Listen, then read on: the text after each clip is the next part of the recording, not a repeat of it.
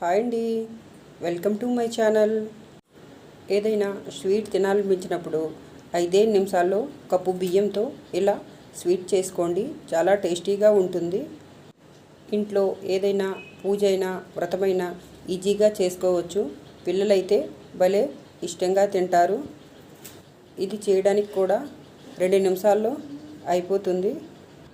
ముందుగా ఈ స్వీటు చేయడానికి 1 కప్పు బియ్యం తీసుకొని 2-3 సార్లు కడిగి పెట్టుకోవాలి.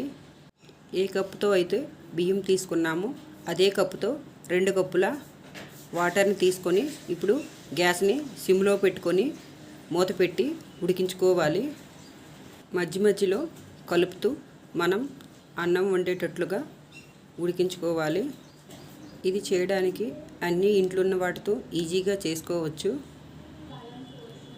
అన్నం ఇలా ఉడికిపోయిన తర్వాత ఒక మెతుకుని ఒకసారి చూసి అన్నం ఉడికిపోతే ఏ కప్పుతో అయితే బియ్యం తీసుకున్నామో అదే కప్పుతో 1 కప్పు పంచదార వేసుకొని కలుపుకొని గ్యాస్ని సిమ్లో పెట్టి మూత పెట్టి ఉడికించుకోవాలి. ఇది ఉడుకుతునేటప్పుడు ఇప్పుడు వేరే ప్యాన్ పెట్టుకొని ఒక 2 స్పూన్ల నెయ్యి వేసుకోవాలి. నెయ్యి వేడయ్యాక ఈ స్వీట్కి కొంచెం నెయ్యి ఎక్కువగా ఉంటే బాగుంటుంది.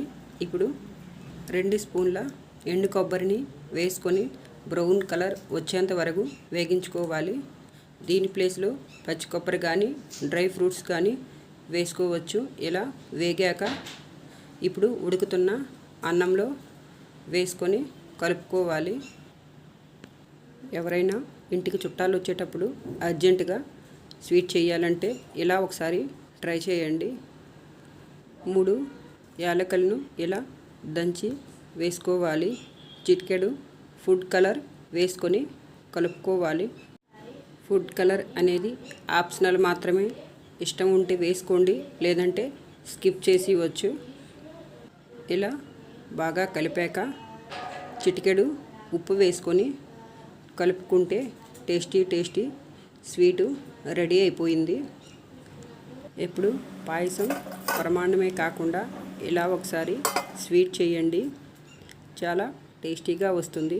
మీకు కానీ ఈ వీడియో నచ్చినట్లయితే లైక్ అండ్ సబ్స్క్రైబ్.